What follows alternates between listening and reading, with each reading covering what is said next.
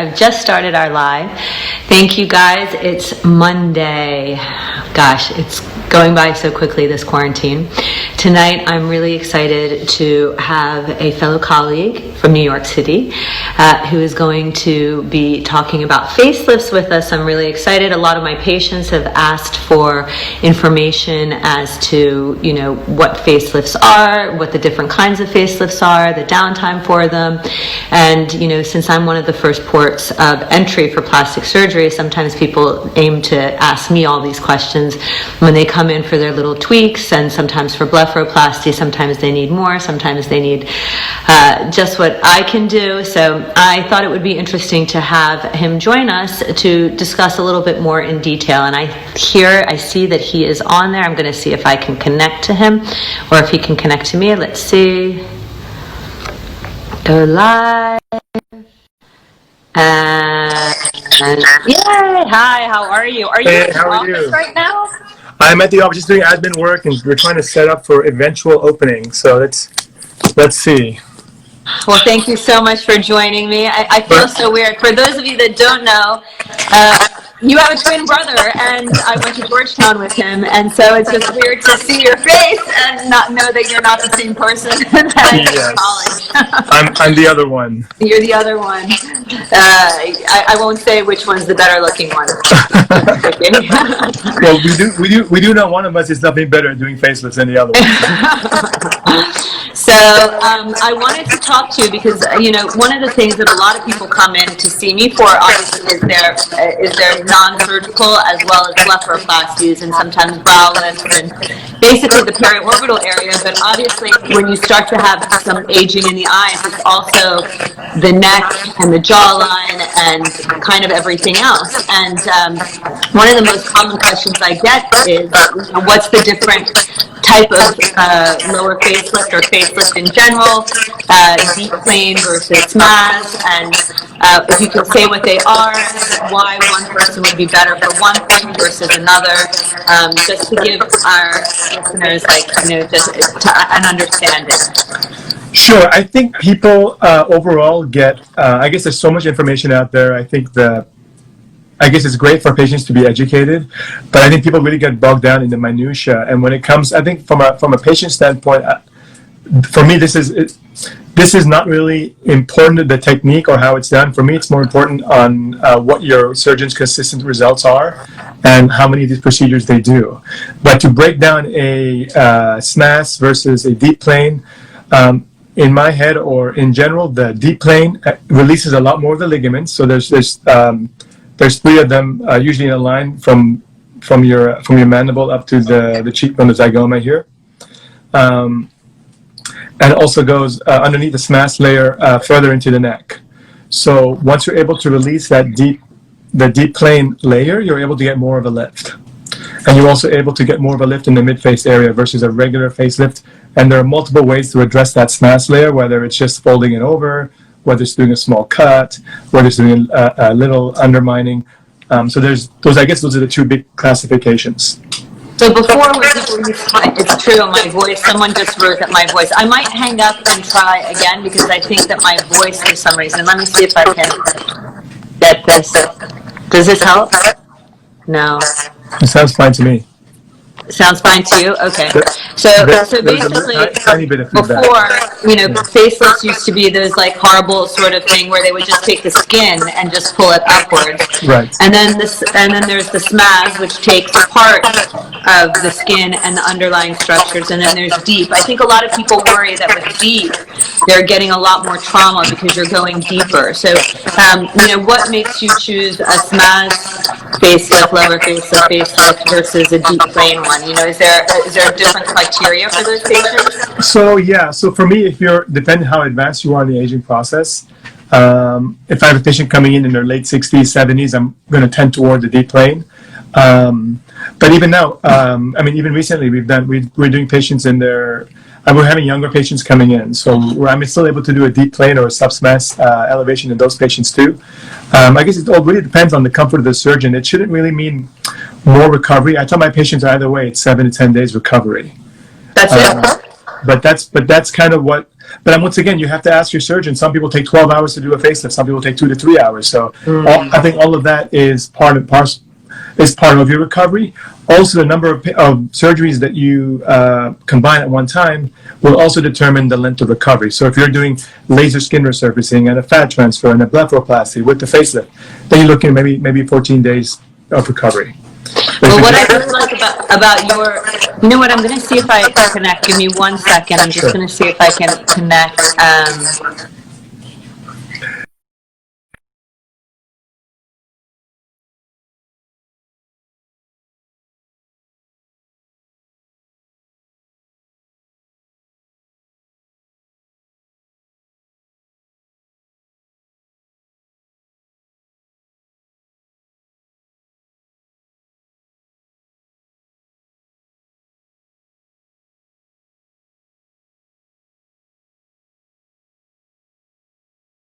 Am I back? I think that's better now.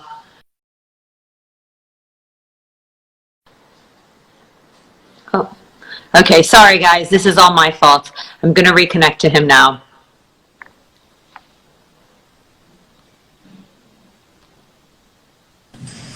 Hi. Sorry about that. We're back. I wanted to see if I like connected to the Wi-Fi, my voice wouldn't echo because so many people said. So one of the things that I really like about your procedure basically is because you show a lot of it on Instagram. You show what you do. You have a lot of live surgeries, which can be gruesome, but also very educational for people going through the process. And when you evaluate someone, I always think that there's sort of two types of people: the skinny, thin-skinned people, and then the heavy, jowly people. And the thinner skinned people tend to need a little bit of volumization, maybe a little bit more than the heavier jowly types of skin. And when do you decide how much fat to do, when to do fat, and what would be an average amount of fat? I love all the vials of fat, and all the laser and everything else. In general, we do about 20 cc's of fat per patient per time. If I'm treating multiple areas, because now we've expanded to just, as opposed to just treating the cheeks, we're treating the tear troughs, we're treating the temples, we're treating the brows, we're treating the nasolabials, marionettes, and then we're also taking a portion of fat and we're turning that into nanofat, which is supposed to be just stem cell rich, more for skin rejuvenation. And that we're injecting in the hair, in the face, and the décolleté. Oh, you're doing all of that together. Right, so we'll do all that together. Do you do it also to help recreate the jawline, or not really? Do you do that more I can't do jawline fat transfer at the same time as the lift because all the tissues have been opened, so there's no compartment in which we can place the fat in where it will sit. Otherwise, it'll just spread into all my tissue planes. But when we do the lift, when we're elevating this mass into the area of the jawline, we're essentially adding volume here too, because we're bringing this mass that's over here and folding it over this mass that's back here. So we're almost creating two layers over the angle of the mandible that way. So we're able to create some volume here, and with the deep plane, when we elevate, we're able to lift some of the midface as well. So we get some elevation there too. So that's also something that I really like as well, because I'm going to try and move this. I've never had to train before, but everyone keeps commenting on it. I'm going to try and move this because I have a little stand here today, and maybe it's my stand, but I'm not sure. But what was it? Well, I forgot what I was in my train of thought, but what I do like, so sometimes when people come in for their lower eyelids, sometimes, not always, a lot of times, if they're younger, you can do a lot of things without having to resort to surgery, but as you get older and you become more jowly and you have mid-face ptosis, I always feel that actually if you do lift this area, I mean, my nasolabial fold disappears, obviously, and sometimes that nasojugal groove, which is that line that goes, sort of like this all the way across, can be improved without having to put lots of fillers in there or other substances to help lift it, because you still won't get rid of all of this stuff no matter how much you're trying to lift your face with injectables. Correct. But you do a lot of injectables too, so how do you decide who's going to have the injectable and who's going to have the facelift? The facelift is primarily patients who are interested in further improvement of the lower face and upper neck area, which are very different than majority of my injectable patients, which they range in ages from 20s and up. The injectables are primarily recreating the mid-face volume loss, and then we have those patients that want jawline accentuation or chin accentuation. But those are patients that can do very well with injectables, but there's a certain point where when you have so much skin laxity that you can't inflate that balloon so much, otherwise the entire face gets big. Is there a ballpark number? Is it like an inch, 2 inches, you know? What is it that is your cutoff for that? For skin, for the laxity? Yes. You know, it's more just of a feeling. Once I start putting even one syringe or one, I usually don't go more than one per side, but if we do one syringe of, let's say, Voluma per cheek here, and we're not seeing any improvement in the jowl or the lower face, then those patients are most likely just going to be candidates for something more substantial. But there are other things you can do for skin tightening besides facelift, right? So there's a whole host of these non-invasive procedures that my patients also have done, whether it's smart lipo or precision TX, or whether it's all therapy or thread lifts. Those are all things that can be combined with fillers. Do you like using threads? We have started that about a year now. The results are okay. I think there is a subgroup of patients that are looking for that. That are happy with the longevity of the results and happy with the minimal downtime. And do you find that makes it more difficult to operate later? Is there more scarring in those patients? You know, it's a great question. I've done we do plenty of, with the kind of practice that we have, we do a lot of secondary facelifts, tertiary facelifts. So those are all patients that have significant scar tissue from their first or second facelifts. And it's relatively straightforward once you're in the right planes. Mm-hmm. So whether they've had all therapy or whether they've had a thread lift, or even whether they have significant acne scarring, from when they were younger. Those are all patients that we're just extra careful with how we're elevating the skin layer and the deep plane layer. The good thing about the deep plane layer is that all these treatments like thread lifts and all therapies, they haven't gone that deep. So once I'm in the deep plane, I'm in a clear area of operating again. And do you combine those treatments? So a lot of people, plastic surgeons, I do all therapy, I do Morpheus8. I think both of those are good for early onset jowling that are not yet ready for having surgery done. Obviously, I always tell patients they're never going to be as good as a facelift themselves, but it's a nice way when you're younger, in your 30s and early 40s, sometimes even longer if people don't want to go through the downtime of having surgery, that's a good option to have. But how long afterwards can you have it? So you combine I see you do a lot of CO2 laser at the same time. When can someone, after having a facelift, then have an all therapy treatment, or then continue on with radio frequency like Morpheus8 or whatever it might be that they're wanting? You know, usually after a few years, when they start noticing some of the sagging and jowling again. But if they keep up with we put them on a regimen of whether it's good skincare, laser skin treatments, fillers and injectables. And then, you know, after a few years, if they want some tightening or lifting, they can get a little all-therapy or the Morpheus or those energy-based devices. So you wouldn't do like an all-therapy at 6 months after surgery to help tighten that skin while it's still healing? No, but once again, we have, because there's always that subset of patients who just need a little bit of extra lifting or tightening, especially if they have a history of significant sun exposure in the past. So those patients, even after we lift and tighten them, there's always a little bit of laxity. And that's more of a function of their inelasticity and their collagen rather than us not having lifted enough. And you do CO2 a lot. Is that really more for texture of the skin that you're doing it, I'm assuming, other than? Yeah, because I have a lot of my patients, my baby boomer patients in their 50s and 60s and 70s, they've all been tanning a lot when they're younger. So a lot of them have the surface whiteheads, little fine lines, wrinkles, sunspots.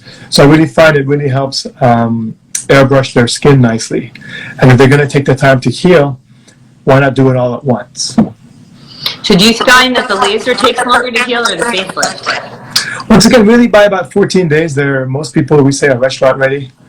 Some people take a little longer, some people take a little quicker, but most of them with some makeup, by 14 days, they're okay. And where's the scar for all of these surgeries? I would like to laser for one second. The laser, I can adjust the settings, so I don't have to go full blast, fully ablative on every patient. Okay. So do you do mainly fractional ablative laser, or do you do fully ablative? They're all fractional. They're all fractional. Which is why also the healing's much better. Incisions for the facelift are a little bit up in the hair tuft here, in the superior auricle crease behind the cartilage, the tragus here, around the earlobe, back here, and then back here. I actually just did a little post on, we did an Instagram video, I think 2 or 3 days ago. On my IGTV, we posted about a mini lift versus facelift, and we actually showed all the incisions exactly how that goes. Yeah, and for the neck lift, it's a tiny one right under the chin here. So I see a lot of these, and I always think that when they get older, I can sort of see the platysmal bands forming again, and it almost stops right there. So when you do this submental area, do you also then cut the bands so that they don't get that pulling later on? Right. But the bands naturally attach right here anyway, so that's where they're going to start separating anyway.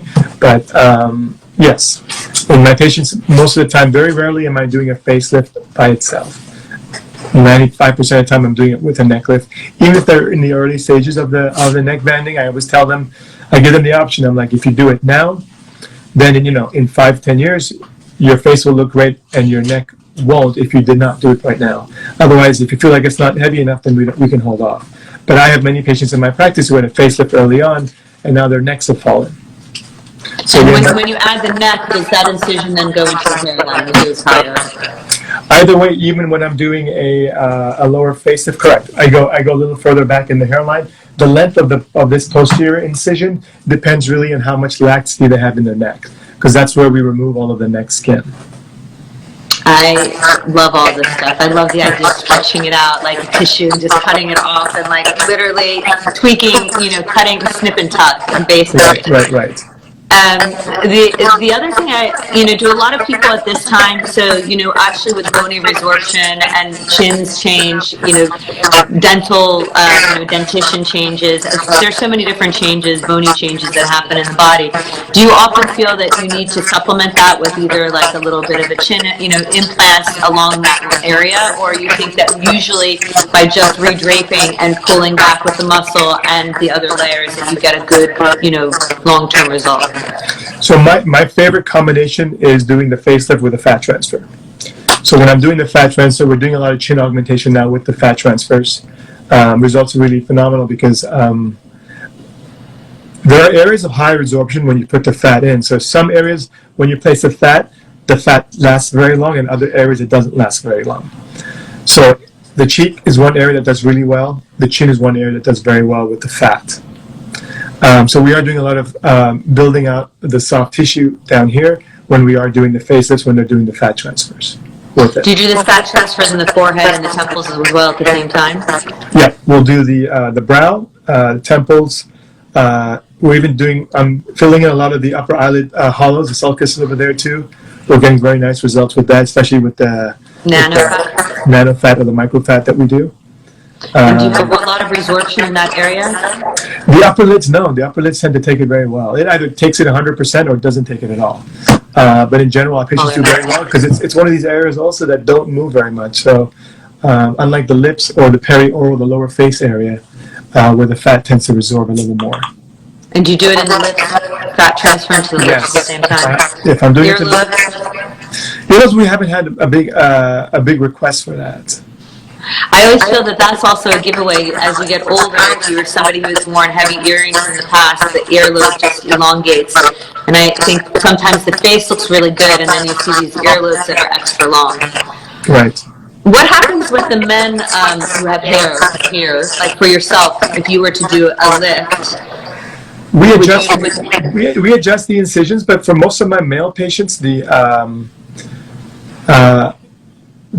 by the time we're a candidate for having the procedure, most of us have a deep crease right here already, so we can use that same crease in front of the hairline. If I do decide to go retrotragal behind the tragus over here, patients can get some laser hair removal and stuff, because I guess we should explain to your audience what you're referring to is that the moving of the beard line further back.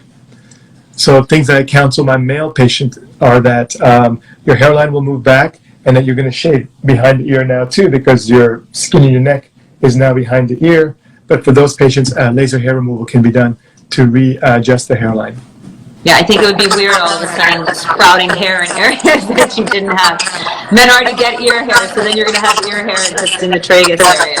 Right. But that's also very easy to do, laser hair removal in that area, so it's not Right. really sort of So that's not hasn't really been an issue.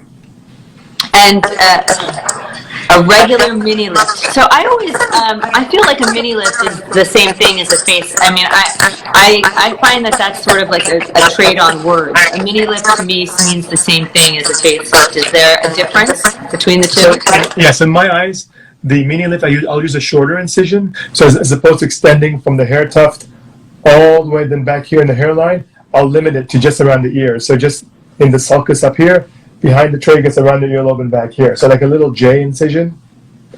So it's a much shorter incision, and there's less undermining of the skin and SMAS layer that we treat.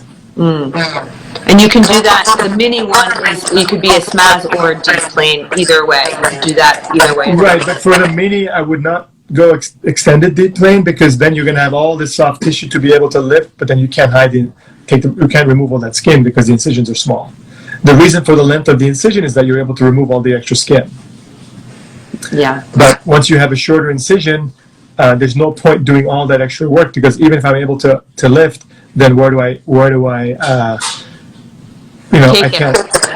tailor the extra skin? You know? Actually, a lot of people, there's somebody in California who does a lot of ponytail lifts, and I hear a lot about this ponytail lift. And it appears to me, and I'm not sure if this is correct, but it's just an endoscopic brow lift. But then I've seen some patients that have extensive scarring after having had a ponytail facelift that goes really into their hairline right here. Almost, I mean, it's really quite excessive, which I don't like, because I feel like the scarring in this area is not very good at all. If you put tension on this at all, you get, like, yes, I can get that appearance of my brow, which I don't like personally for myself, but I feel that skin is very, already quite taut, and so it stretches really quite significantly, and it's a dead giveaway. I mean, I wear my hair down so I could probably hide it, but I also like to wear my hair in a ponytail, so I mean, I would never want to have that sort of scar.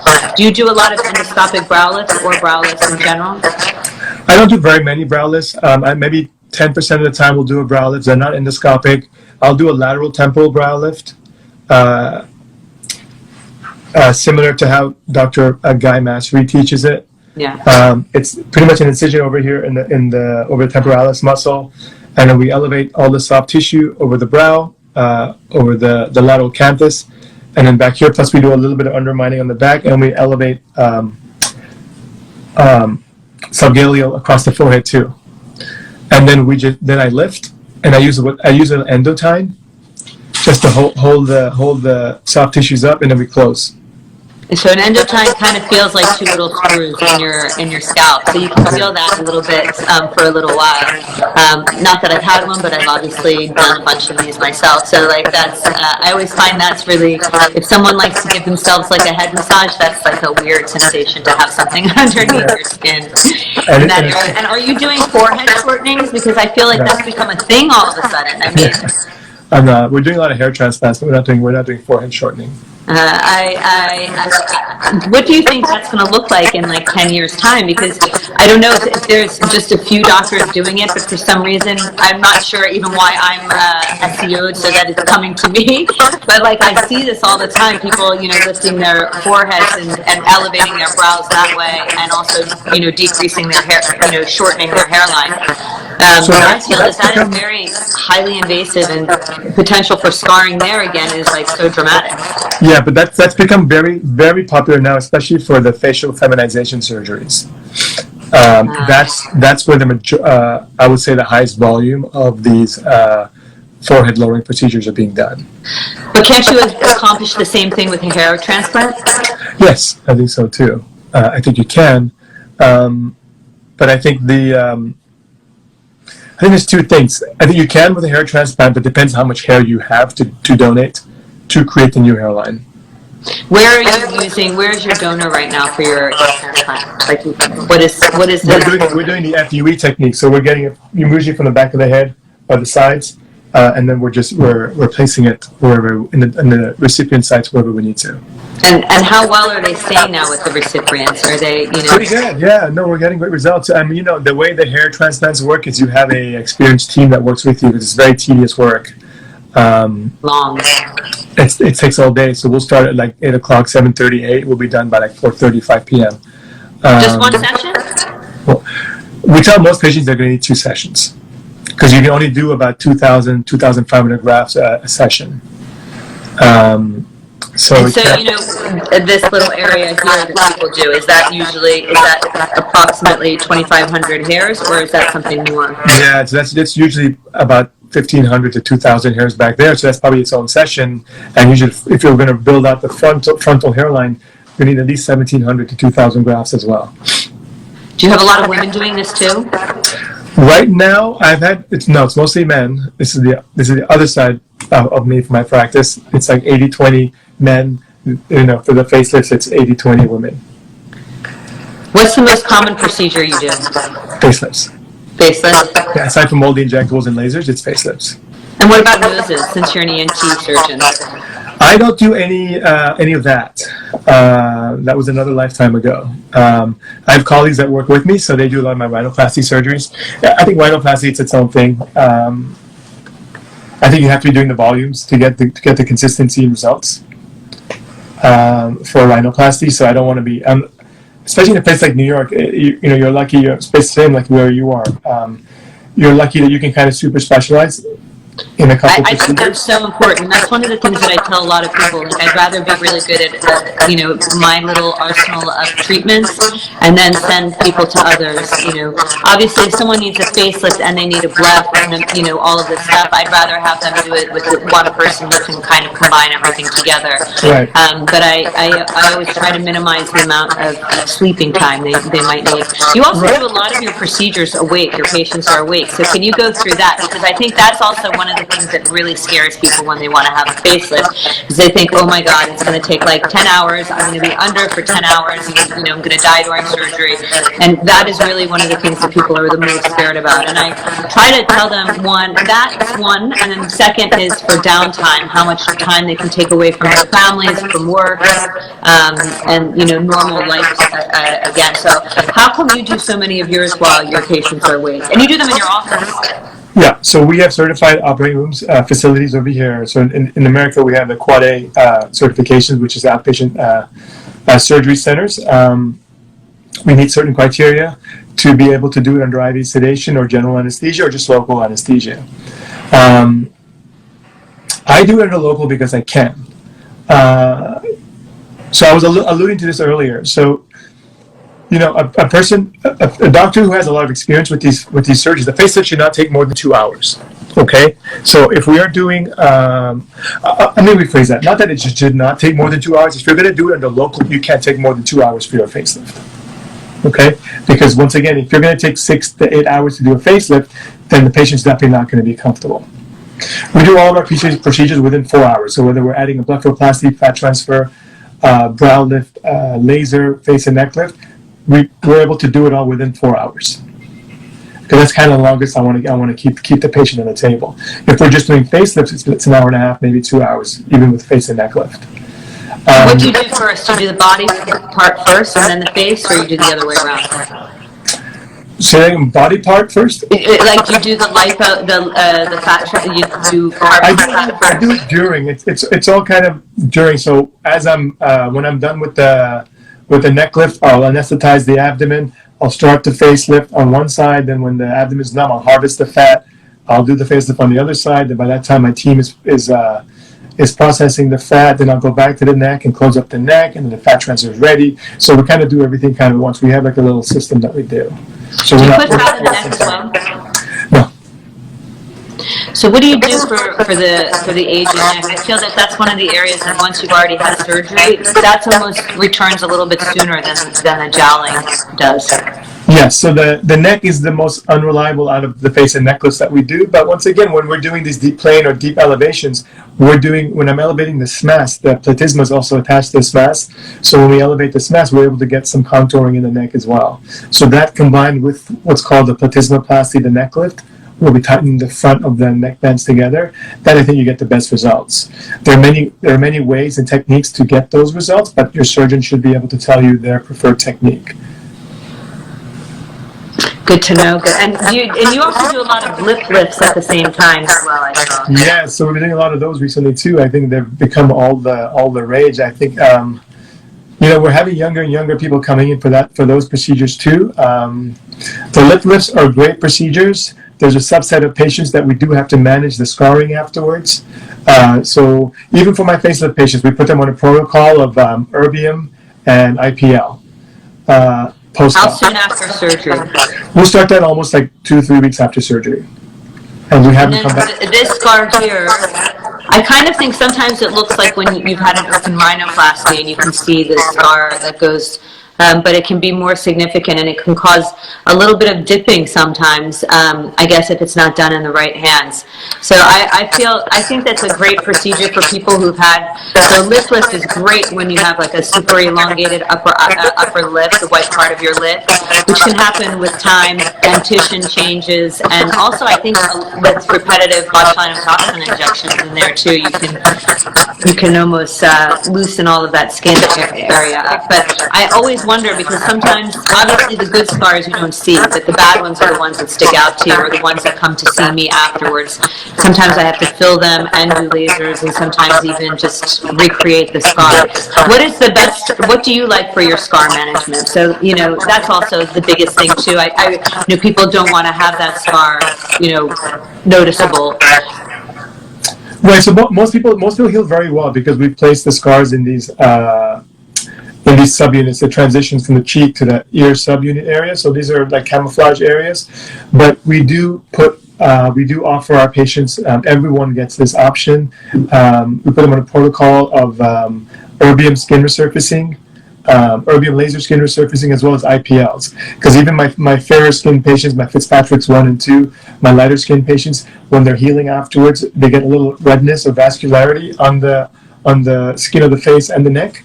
So for those patients too, we're doing these IPLs. We're getting very nice results. Allows them to camouflage the areas easier, and I'm feeling the scar management is much more. Do you do those lasers on the neck simultaneously too? I see them often on the face, but do you take them all the way down to the neck? We'll do the CO2 in the neck. We'll also do it in the décolleté. So we kind of put it everywhere. You do. It's like you come out, and then you say 2 weeks basically. But in order for them to go back to normal, someone's going on television, they're a reporter, a news reporter. How long do you tell them that they need to stay away from the camera? We'll tell them 3 weeks then. It all depends. If you're doing laser with fat transfer, that really causes a lot of swelling, especially when we're working in the periocular area.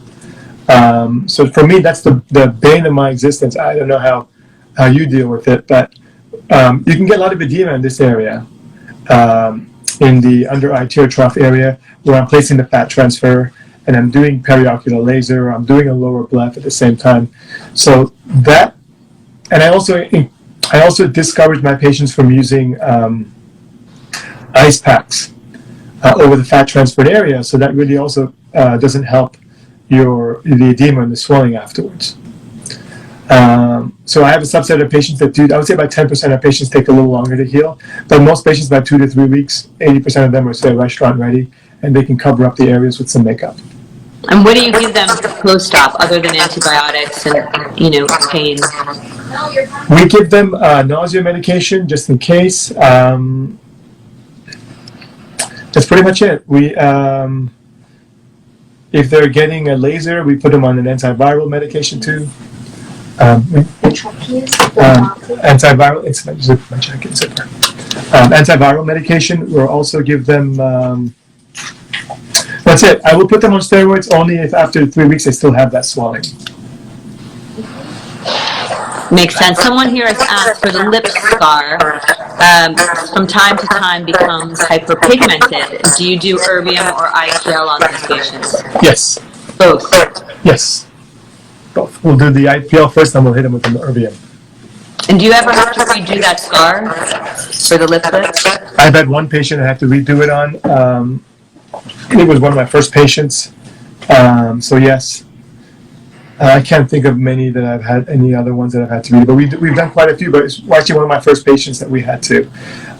She unfortunately tended to keloid and developed some hypertrophic scarring over there. In retrospect, I don't know what I would have done different, but we are being more aggressive with steroid injections and these IPL Erbium laser skin resurfacing. For your patients that come out of town, how soon afterwards do you let them fly? We say 2 weeks. 2 weeks in New York. Yeah, so we had a patient from Dubai come in. We made him wait 2 weeks before he left. Trying to think recently. When do you take the stitches out when? 10 days or 2 weeks? So with the way I do my suturing too, I do mostly a subcuticular closure, so there's very little sutures to take out. And it's just a dissolvable monochrome suture. So the only one that needs to be taken out is the one in the hair tuft up here, and that one gets removed at a week. Then usually there are no other sutures to remove. So that's pretty easy then. So it's much easier. It's been easier on my staff, and it's easier on patients too. I think it's easier for the patients too. Less wound care to worry about. Also, probably a little bit more comfortable. I think every time you have a stitch somewhere and something touches it, it's going to be more painful. Exactly. Someone's asked, do you routinely do Botox injections at the time of the lip lift to reduce the tension in that area, or? No. I think the amount of Botox you would need would be counterproductive because then you're going to have trouble speaking or drinking. Yeah. And do you remove people's fillers before they come in for having facelifts? No. No. No, never had to do that. They usually bring in pictures of themselves from many years ago, or even from recently, so I can gauge how much they need. The filler's going to go, the fat transfer, the full results you see at about 6 months anyway, so we have time for everything to settle. And have you ever opened up and seen a depot of filler somewhere, along the mandible or the jawline? No, I've seen some weird white materials sometimes. I'm not sure what it is. Patients say the other day. No, it's not. It's some very weird material. They said they may have had something done years and years ago in some other country, and then I go in there and I look and I see something, but that's the only thing I see that's weird.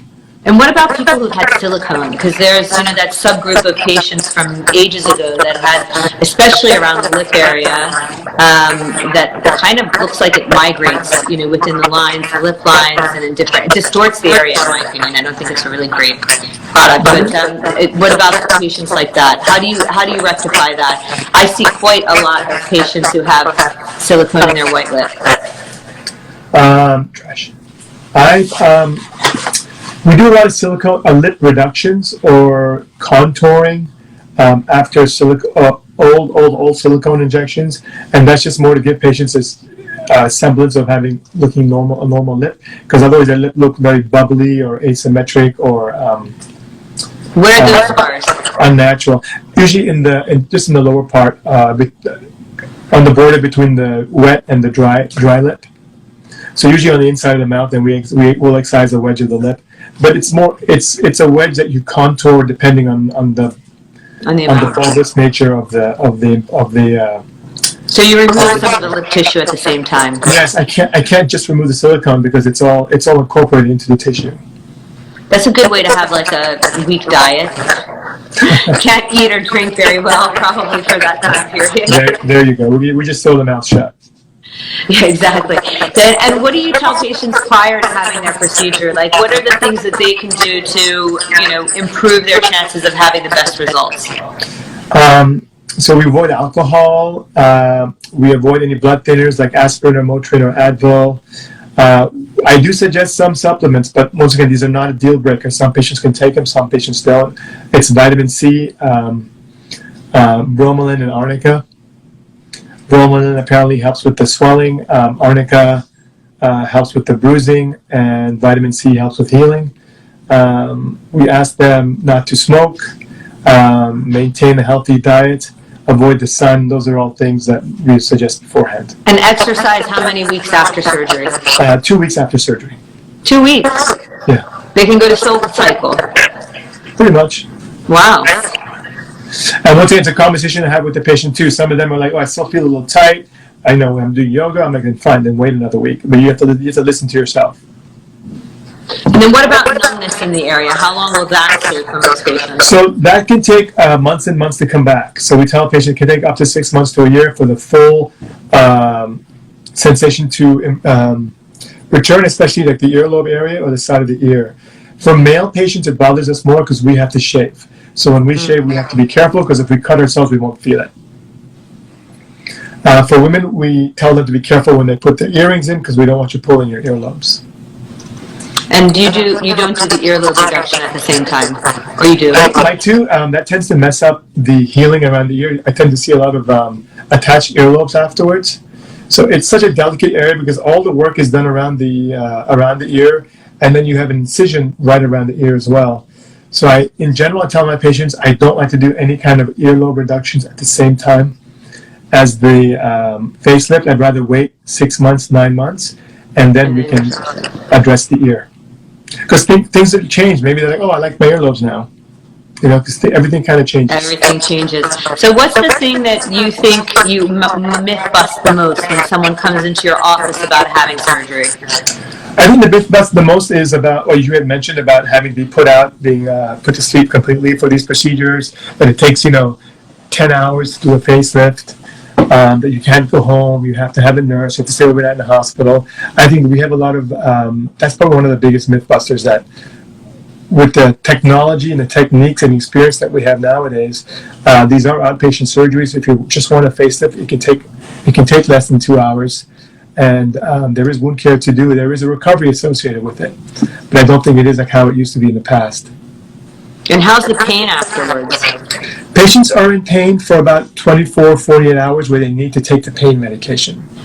I do routinely use Exparel, which is the long-acting bupivacaine. I put that in all my facelift patients. I did a study where it reduced my post-operative narcotic usage by 50%. Wow. And we also now put some Kenalog into the surgical site as well. Which is a steroid, an anti-inflammatory. So I haven't done we just did a follow-up study, but with everything going on, we haven't been able to tell you how the results. But the post-op narcotic usage is a little less as well at that time. Do you ever use tranexamic acid? Yes, we use it every day. So we've been doing that too. So in my my protocol for the tumescent, for the dilute local anesthesia that we use, so if you're going to do these cases under local anesthesia too, you have to be able to do them with a very dilute solution because there's only so much local anesthesia that you can put in your body, in the patient's body at a time. So we use a very dilute solution and the patients tolerate very well. But I put TXA in there as well, and the TXA is thought to minimize the bruising and swelling afterwards as well, or the bruising and bleeding afterwards. Do you give it to them orally to take when they go home? No, I just combine it in the solution that I use to inject the patients with the local anesthesia. Good to know. I use that too. I use it in my solution for my blephs and some of my other surgeries. And sometimes are you finding a big improvement? What? Are you seeing a big improvement? Yes. I mean, I have, you also, I like the fact that you show so many of your results every time that you're operating.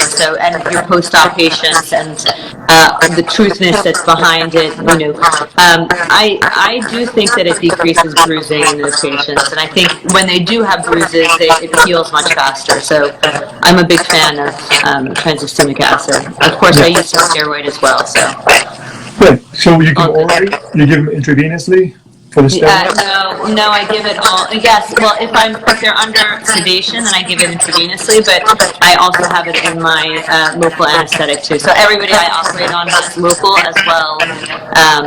Minimum has local, and then they might have something going IV. Or some people here just like to have everything under light general. So quick in and out. But all those people get it, and a little shot of antibiotics too, just to have some coverage. But touch wood, all of these things have very low risk of having those types of complications. And what is the one thing that you always, as a surgeon, are the most scared about? You've done so many of these; it's almost like second nature, Of course, complications can happen in the best of hands and to anybody at any time. But what is the thing that you always tell patients, I really want to know about this if this happens to you during the time? Don't, think you're being, needy by calling me, but what is it that you tell them? I think the good thing about our practice is that we have a pretty good relationship with our patients. They all get my cell phone right after, so they know to call me for anything. But do they? They do, and they will. But we're also checking in on them regularly. Like I'll call them. We call them almost every day after surgery. But anything acute, severe pain, severe swelling, those are all things that can mean you're having acute bleeding going on. So those are questions. Those are things that I tell patients. For me, it's not really a big concern because if they do have bleeding, they come in, we stop the bleeding, and then they go home. All it does is that it delays their healing. But for me, for patients, they have to go through the consent forms, and they just have to understand all the potential risks of the procedures. We alluded to some of the scarring that can happen afterwards. Thankfully, it's all very minimal. There's bleeding that can happen. There's sensory loss that can happen. Those are all potential risks of all these procedures that we do. Whether it's nerve damage where you can't move your face, thankfully never had that happen. But those are all potential risks, that can potentially occur. So what do you think is going to happen now with COVID? Like, when do you think you're going to start being able to operate and do these facelifts? So unfortunately, we are classified as non-essential, and I think cosmetic surgery is going to come online last because it's the most elective out of elective surgeries. We're going to follow the protocols. That's what we're here trying to set up. Workflows here. I think it's a social distancing, cleaning. We're going to be offering testing now too for the antibody and the PCR testing. So I'm in with my staff today trying to set that up especially for our surgical patients, because I don't want them to. I think that's going to be a requirement. I spit here in the U.S. for any patients undergoing surgery, they're going to have to be tested. I think that's a great idea. I'd want to be tested if I were undergoing surgery myself. Right. So I got my antibody testing last week at the hospital that I'm affiliated with. They offered it, so I did it. But I know I was negative last week, but what am I now? Right. So it's such a. I know, that's the problem. It's not like you do it once and then, you know for sure. Unless you've already had it and then I've already had it, so I feel like I almost feel a little bit more relieved that I have. So I can't give it to anybody else. No one can give it to me, and. Right. I almost wish at this point that I've had it, but I haven't. Walk around New York City. Go around the block. I'm not gonna do that. I gotta worry about my kids. Well, I saw that Central Park had so many people in it the other day. It was crazy. Your quarantine is it's just as strict as it is here in London. People are out and about. The weather's become so nice the last couple of days, but I think people are wearing masks. People are social distancing still. Yeah. And then, so are there any guidelines in the United States as to what they want to do for for all the doctors? Because everybody, doesn't matter if you're a plastic surgeon or a GP, most doctors have patients waiting in their waiting room. So, yeah. So we have. I'm looking over here. We just printed a whole bunch of guidelines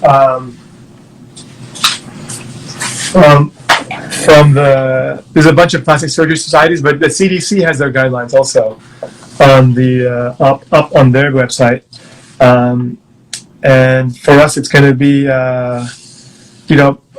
patients we're going to institute a policy where patients wait outside and don't come in until we call them, and they'll go straight to their rooms. We're not going to have any we're going to do the screening, the questionnaire that we ask them, with any sick contacts, any fevers. We're going to check their temperatures and check their oxygen. And the testing, is there adequate testing there right now to have all of these tests done? It's coming, but the testing we're offering, I'm purchasing the antibody testing. So I'm going to have a bunch of kits here that we can offer to our patients, like we offer pregnancy tests. And then we're also going to offer the PCR testing, but that's going to be through a lab. So we'll do the swab here, and we'll send it, and that takes about 24, 48 hours to get the results back. So you do that for all your pre-op patients, basically, 48 hours before surgery, so that they know definitively. Right. And I guess they have to socially isolate for those 48 hours prior to surgery. Exactly. So we have to have everyone. So it's going to be it's a whole new world. I don't know how or what, or I don't know how it's going to happen. I don't know. There's so many unknowns. I think at this point it's just a day at a time and just try to keep the lights on. Yeah, I know it's an interesting time for sure.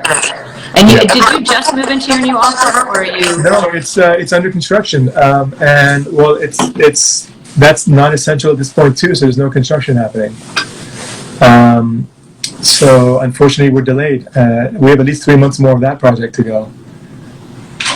So after summer, hopefully after summer, this will be, a little memory in the past, going to forgetting about it, altogether. But thank you so much. I love talking to fellow colleagues, and I think it's really important. I'm going to keep it up on my Instagram Live, and then I'll try and save it, and I'll send it to you. But I think it's really nice to be able to share this information, because lots of people like to know what a facelift entails, and I think that the word facelift, the first thing you think of is like this pulled back, tunnel, windswept look that doesn't look natural. And I think, as you said, looking at results, some doctors don't like to put their results on because I don't know why. I think that's the only way you can tell if you like the hand of the doctor. Yeah, I think for me, I show so much. People are like, why do you show so much? Because I'm like, if I wanted to do this, I want to know everything. Yeah, of course. And there's a lot of misinformation or just old information out there. And I think I'm doing a service by showing it all, and then I show the recovery, and I think being transparent, I think it's important. Yeah, I think I'm just holding it here to see, but I agree. I think it's really nice, and I like that you follow your stories through, so like your patients through. So anybody who wants to, I will also put a link up to your Instagram page so that they can check out your own work. Thank you so much. I keep saying I'm going to bring my mom. I was actually meant to be in New York City last month, but, didn't happen. Next time. So maybe on the next trip. Next time for sure. All right. Thank you so much. Lovely chatting with you. Take care. To see you soon. Good luck with everything that's going on there. Thank you. You too. Bye-bye.